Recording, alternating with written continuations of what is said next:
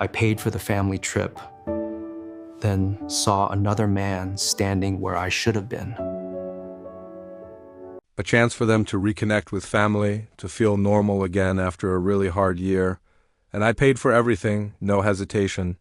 The flights, the hotel, the excursions. I even upgraded their rooms because I wanted them to be comfortable. I told myself this was what being a good husband and father looked like. The caption was all about family and healing, but the man standing beside my children wasn't me. It was their biological father, the one who had disappeared years ago. The one who only came back when life got easy again. I stared at the picture for what felt like forever. My wife's smile was different. It was relaxed, proud, like she was finally presenting the version of her life she always wanted people to see. I tried to tell myself I was just overthinking it. He asked me why I wasn't there. I laughed it off awkwardly and just said work got in the way. He hesitated for a moment, and then he said something that made my chest tighten. He said his mom told everyone on the trip that their real dad had made it all possible. I didn't correct him. I just told him to have a great day and that I loved him. When the call ended, the house felt too quiet, too big. I replayed his words over and over in my head until denial finally gave up its fight. Over the next few days, more photos appeared online, family dinners, group outings at the beach. My wife standing close to her ex, her hand resting comfortably on his arm. And the comments underneath the posts. They praised her for putting her children first, for reuniting them with their real father. No one mentioned me. I was completely invisible. It was then I realized I hadn't been replaced suddenly. I had been replaced gradually, quietly, while I was busy paying for the very life they were enjoying without me.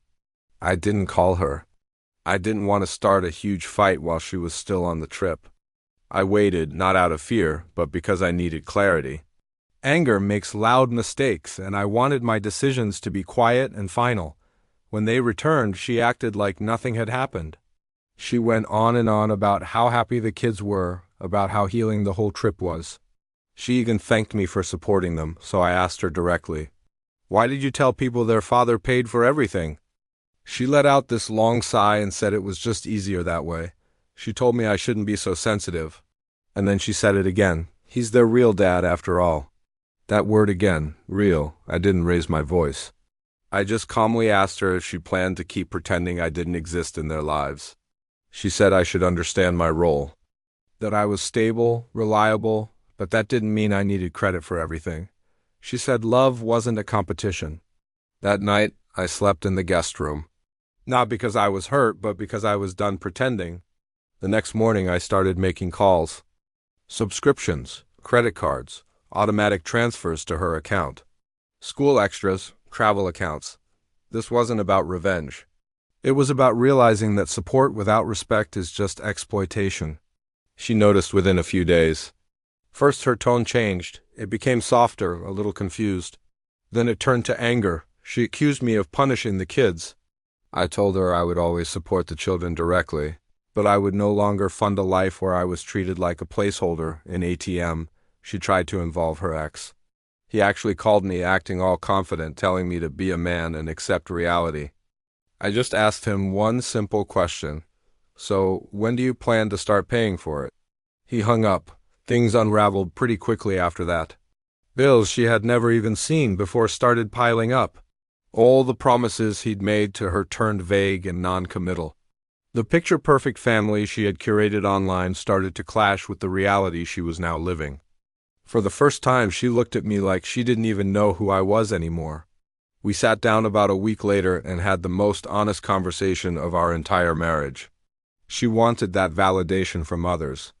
And she genuinely didn't think I would ever leave. I told her she was right about one thing. I wasn't leaving the kids, but I was leaving the marriage. The separation wasn't dramatic, it was just heavy. I moved into a smaller place nearby so I could still be a constant presence in their lives. I picked up the kids from school myself, I paid for their needs directly. I just kept showing up consistently. And you know what? The kids adjusted faster than I ever expected. I told her that some fights aren't about winning. They're about knowing when you're no longer being valued. I don't hate my ex-wife. I don't even resent her. She showed me exactly where I stood, and for better or worse, I believed her. That clarity was painful, but it was also incredibly freeing. She replaced me on a trip that I paid for. I didn't shout. I didn't beg. I simply stopped funding a life where I was invisible. And in doing so, I finally took my place back. Thanks for listening to my story. If you've ever felt invisible in a relationship, let me know in the comments. And don't forget to subscribe for more real-life stories. See you next time.